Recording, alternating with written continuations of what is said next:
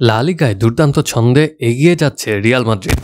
জাবি আলোনসোর শিষ্যরা এবার লেভান্তেকে 4-1 ব্যবধানে উড়িয়ে লা লিগায় তারা টানা 6 নম্বর জয় তুলে নিল। প্রথমে গোল করেন ভিনিসিয়াস জুনিয়র। বিরতির আগে তার অ্যাসিস্টে রিয়ালের হয়ে প্রথম গোল পান তরুণ মাস্তান্তুয়ানো।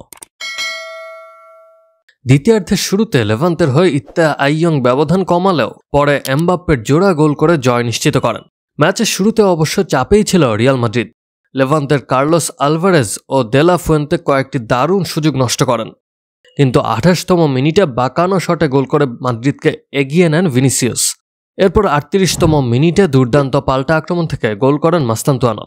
তবে দ্বিতীয়ার্ধের শুরুতেই আইয়ং কর্নার থেকে হেডে রিবাউন্ড কন্ট্রোল করে রিয়ালের জাল খুঁজে পান। লেভান্তে ব্যবধান কমালেও এমবাপ্পে ছিলেন অপ্রতিরোধ্য। 64তম মিনিটে পেনাল্টি থেকে এমবাপ্পে ব্যবধান বাড়ান। কিছুক্ষণ পর আর্দা গুলারের দুর্দান্ত পাস থেকে গোলরক্ষককে কাটিয়ে খালি জালে বল পাঠান ফরাসি তারকা। এই জয়ে লা লিগায় টানা 6 ম্যাচ জিতল রিয়াল। এমবাপ্পে 6 ম্যাচে 7 গোল করে আগুনে ফর্মে আছেন, আর ভিনিসিয়াস প্রমাণ করলেন দলে তার গুরুত্ব অপরিসীম।